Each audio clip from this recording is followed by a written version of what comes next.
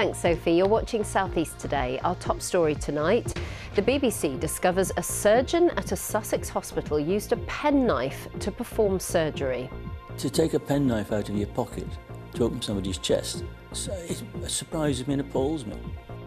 Our health correspondent Mark Norman is in Brighton with more. The pilot whose plane killed 11 men at Shoreham Air Show appeals to get his flying licence back. Broadcaster and now artist David Dimbleby announces an exhibition at Eastbourne's Towner as he becomes the gallery's first ever president.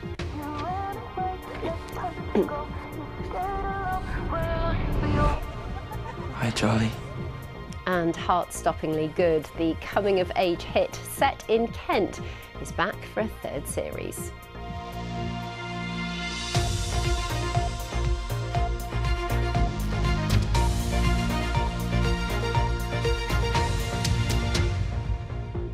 Hello, welcome to the programme. I'm Ellie Crisell.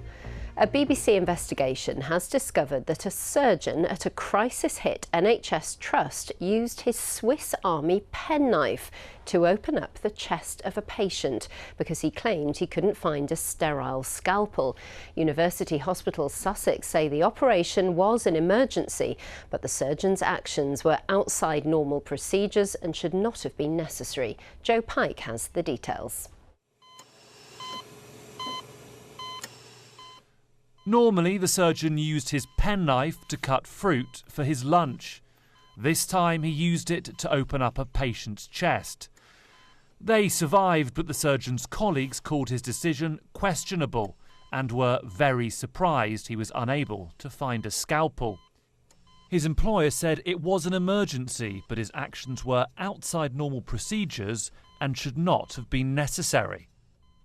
Yes, I think there are self-evident concerns that it appears to be dysfunctional. This expert surgeon with 30 years' experience is appalled. To take a penknife out of your pocket to open somebody's chest, it surprises me and appalls me. Why does it appall you? Well, firstly, it's not sterile. Secondly, it's not an operating instrument. The same surgeon, who the BBC is not naming, carried out 3 supposedly low-risk operations within 2 months at this hospital in Worthing. All 3 of the patients died soon after. The daughter of one of them has asked to be kept anonymous, but she wants answers. We didn't understand how Mum died. No one seemed to know why the operation wasn't successful. There needs to be a thorough investigation into these deaths, not just an action plan. That's not enough. These operations usually have just a 1% chance of ending in death, according to Professor Poston. And after looking at the surgeon's employment record, which included a long wait to become a consultant, he is surprised and concerned. It suggests problems during the course of the training. I don't know this individual, but you would be concerned that there were problems during the course of that training and progression through training. Internal documents show the trust concluded all 3 patients who died had experienced poor care. The trust said our investigations did not raise concerns about the surgeries themselves, but did identify common themes for improvement, which we acted on immediately. Shortly before the deaths, these operations had temporarily been moved to Worthing from one of the trust's bigger hospitals in nearby Brighton, against some clinical advice. The things have been very difficult for a number of years now in the NHS. Trust Chief Executive George Findlay was warned about safety concerns. He didn't change his mind. University Hospitals Sussex told us the decision to move the surgeries included a thorough process with oversight from the executive team.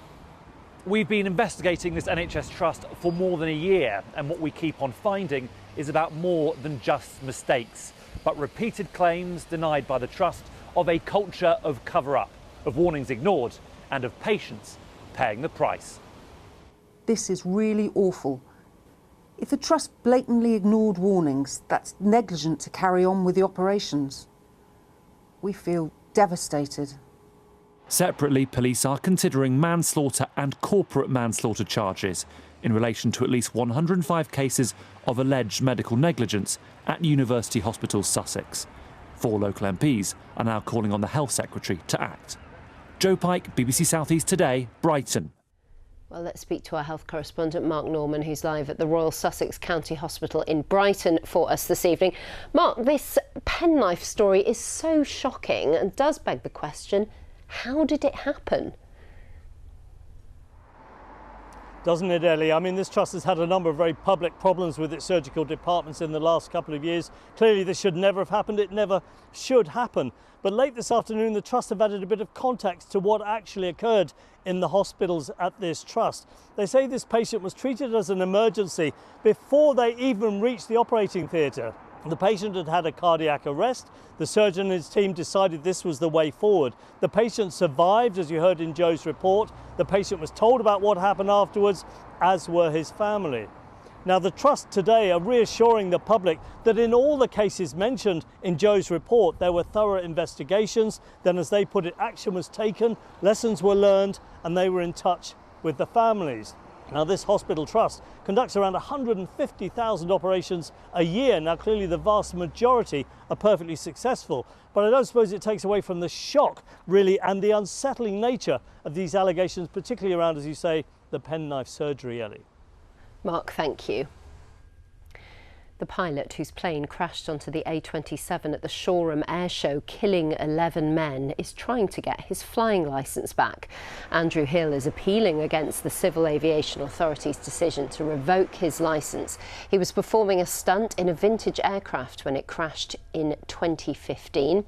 Well, Charlie Rose is here with me now. Hello, Charlie. What more do we know about this application from Mr. Hill? Well, Ellie, Andrew Hill is appearing before a Civil Aviation Authority panel in London. It's a two-day hearing which started today and is due to conclude tomorrow. Quite simply, he argues that he's fit to fly and he wants his full pilot's licence back. The Civil Aviation Authority took it away following the Shoreham Air Show disaster in 2015 where 11 men were killed. Now, Andrew Hill was cleared of gross negligence manslaughter at a criminal trial in 2019. Later, a coroner ruled that those 11 men had been unlawfully killed. Now, when this all came to light that Andrew Hill wanted to fly again, a son of one of the victims said that all this was causing stress and worry for the victims' families. Well, Charlie, how soon will there be a decision? What's the sort of time frame on this? Well, the Civil Aviation Authority have told me that it could take up to 10 days for the panel to come back with a decision. Now, the families of 3 victims were at the hearing in London today. If it turns out that Andrew Hill gets his full pilot's licence back, they and the other families affected by all of this certainly won't be happy. They argue that there's no way Andrew Hill should be anywhere near a cockpit. Charlie, thank you. An organised crime gang who imported and distributed nearly 1.5 tonnes of cocaine have been jailed for more than 90 years between them. Danny Smith, Christian Lee and Nicky Fusedale were sentenced at Maidstone Crown Court. The gang brought some of the drugs into the UK through the port of Sheerness within consignments of bananas. A man has died following a crash involving a car and a sewage tanker in East Sussex. The car driver, who was 32, died at the scene yesterday in Cross in Hand near Heathfield. A man and a woman in their 20s are in hospital with life-threatening injuries. Sussex police are appealing for information. 7 whales are confirmed to have died after becoming stranded on mud flats in the Swale estuary despite the efforts of rescuers. The pod of pilot whales first became stuck during low tide on Monday afternoon. Language schools in the southeast say they may never recover from a significant drop in international student numbers. Since Brexit, they say fewer EU citizens have been choosing to study here. Now they fear government plans to enhance border security may worsen that crisis. Peter Whittlesey explains. Language schools have been struggling since Brexit. At Hildeston in Broadstairs, they believe the requirement to have a passport rather than travel on an identity card has put EU citizens off. That's backed up by these students from Germany. In all other European countries, you can travel just by your ID. And I had to get a passport just for the trip. I think in my friend group, not many people have a passport. Getting my passport was quite a hassle in Germany because we are sort of in a crisis with the citizens' office. Before this crisis, you would need like 3 weeks to get your passport done. And so I applied 2.5 months prior to the course for a passport, but suddenly I got a call saying that it would go up to 10 weeks. So imagine the language school industry's joy when the government announced EU citizens could travel on their identity cards if they paid £10 under the soon-to-be-introduced electronic travel authorisation scheme. Then imagine their dismay when they found out to apply for the ETA scheme, you have to have a passport. It is definitely a Brexit-related decision and is an extra layer of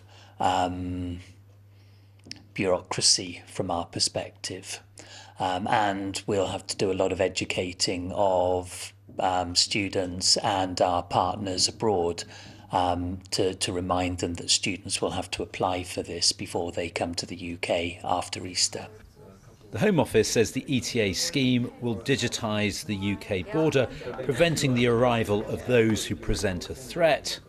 But the owners of this coach company say in recent years their business has been hit by so many factors, including fewer foreign students, that the government has to do a major rethink, or more jobs will be lost. We had to basically beg, steal and borrow in order to stay afloat.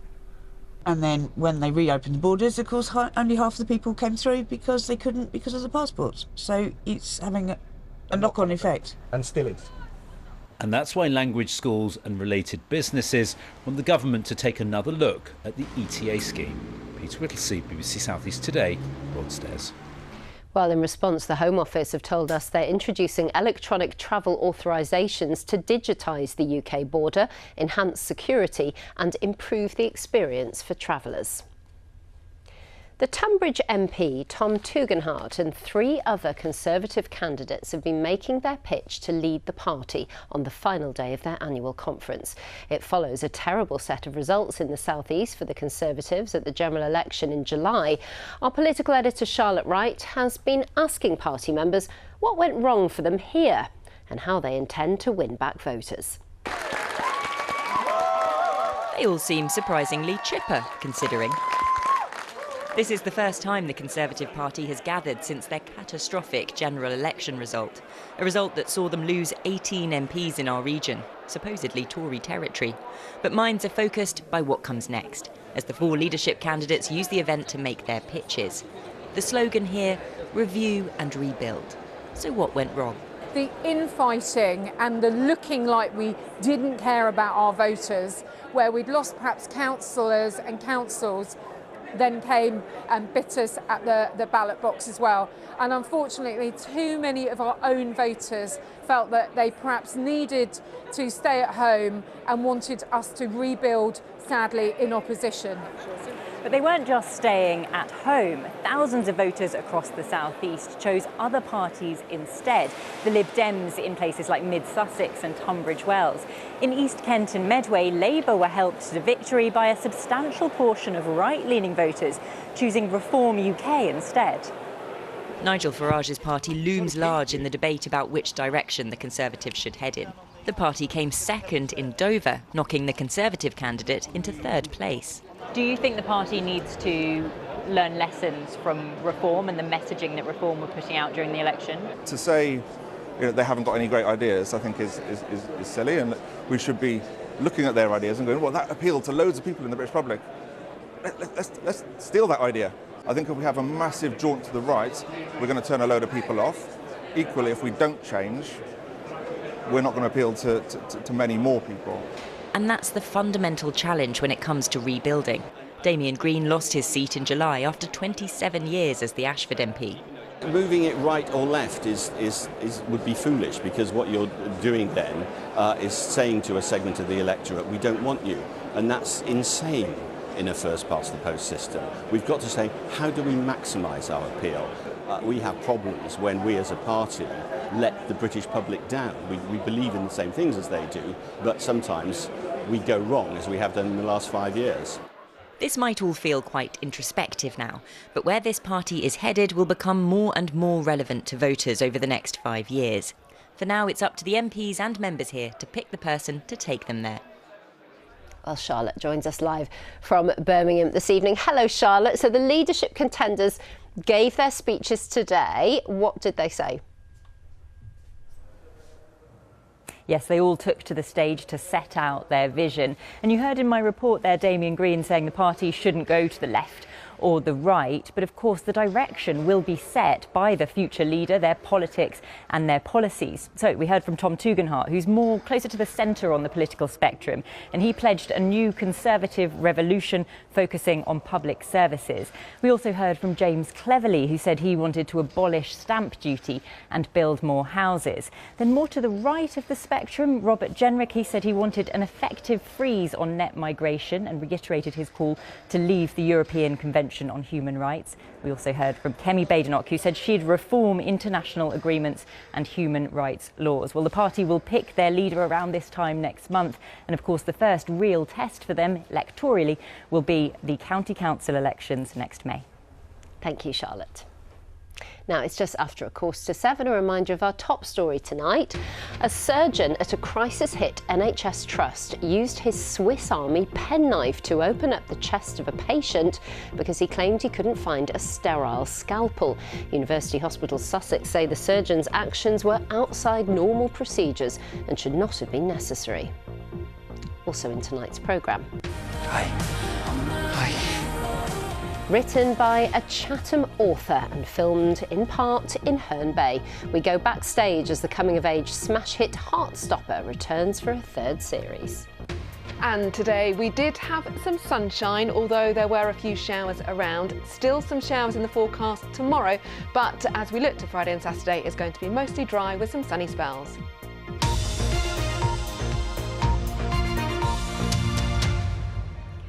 The broadcaster David Dimbleby has announced today that he will become the first ever president of Eastbourne's Towner Gallery, having recently stepped down as chair of the board. To mark the occasion, he's curated his first ever major exhibition alongside his artist daughter Lisa Dimbleby, called Drawing the Unspeakable. It features work by Tracy Emin and David Hockney, as well as the Dimblebys themselves. Well, Claudia Sabasis is live for us down at the Towner Gallery this evening. Hello, Claudia. This whole idea was born during the pandemic, seemingly. That's right. So Liza Dimbleby suggested to her father that they start communicating by sending each other a drawing a day via email. So that's what they did. Now, David Dimbleby did say to me that it didn't actually last that long, but they got talking to the director of the town at Eastbourne, Joe Hill, about what they'd done. And Joe said that, you know, art galleries don't do enough exhibitions focusing just on drawings. So that's what sparked this idea to have an exhibition that just looks at pen on paper.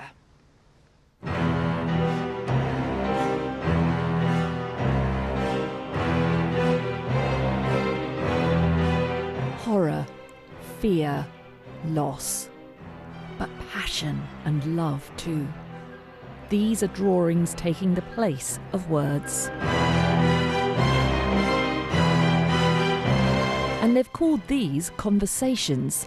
Conversations between father and daughter from 1986 to 2024. She had an amazing trove of letters I'd sent her when she was a child, and, you know, with drawings all the time. I hadn't realised how much I drew, to tell the truth. Yeah, I hadn't realised, and then I was getting them out for the show, and I was, oh, look at all these drawings, and brilliant. But equally, looking at the drawings that I'd done even, you look at them and you think, oh, I realise why I drew that, because I couldn't say it. For decades, David Dimbleby was the voice accompanying many a national moment, including the night of the EU referendum. The British people have spoken, and the answer is, we're out. But he's also been drawn to art, and many of the drawings here have what he sees as a fierce message. This is obviously a South American dictator toasting with champagne, and then you look up, and there is a prisoner hanging like a chandelier strung from the ceiling.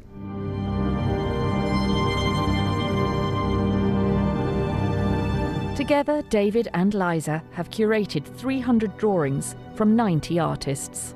Many of the drawings explore the intensity of human life. These are by refugees, and this is such a strong image. And the accompanying words, I am very scared, I don't know swimming.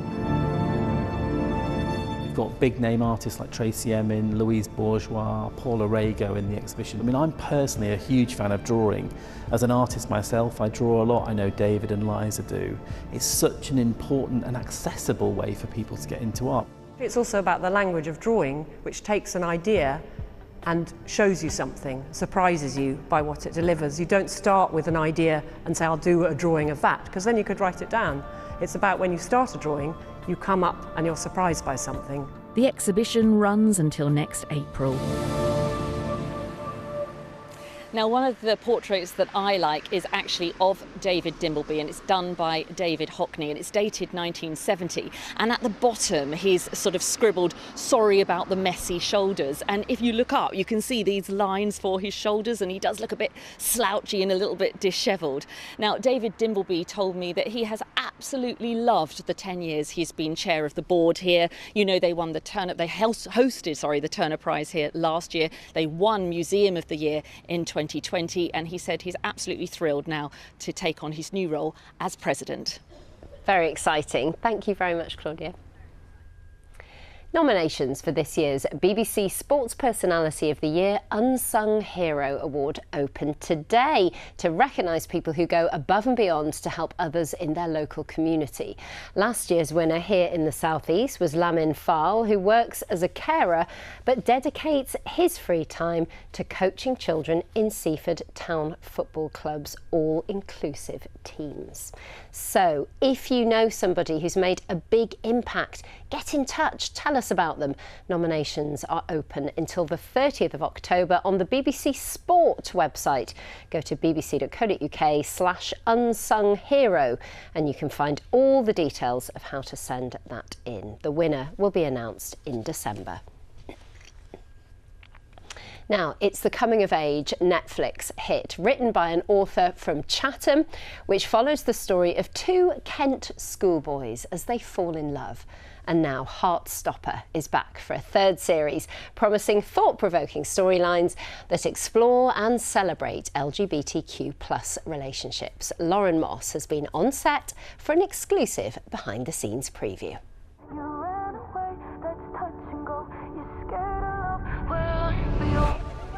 Hi, Charlie.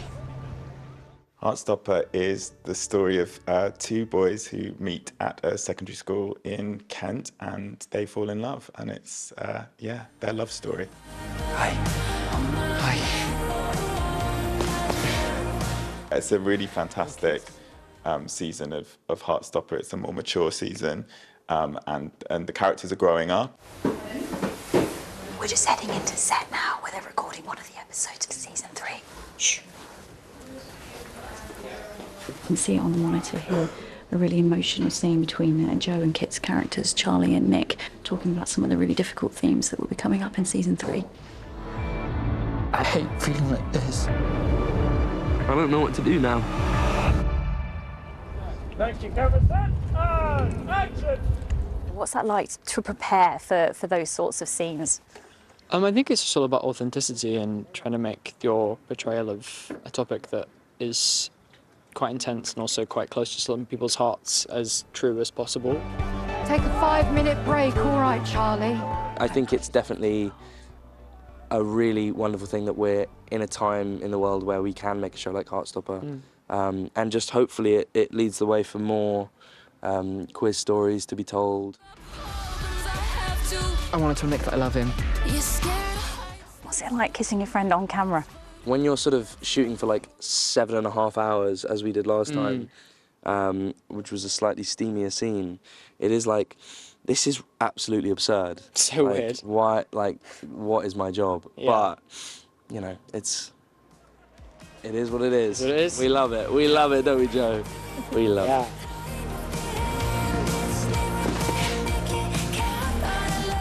The stars of Heartstoppers speaking there to Lauren Moss.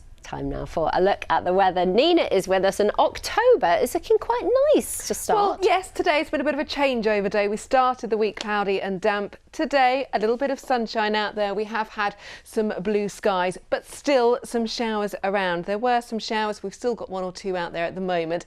Potentially through the day tomorrow, we might have a few. But for many, it's going to be a dry day with some sunny spells, and it will continue that way for Friday and Saturday. Possibly that cloud returning through the day on Sunday. The reason for the change is this high is extending its way down from the north, giving us a settled couple of weather days. The winds will start to fall a little lighter, but you will notice low pressure out to the west, and that's what could bring that change back to cloudier skies on Sunday. Still the chance of a few showers as we go through this evening and overnight tonight, but they are fairly well scattered. We've got some clear spells, particularly across parts of East Sussex, where it's a chilly start tomorrow morning with temperatures of around about 9 degrees.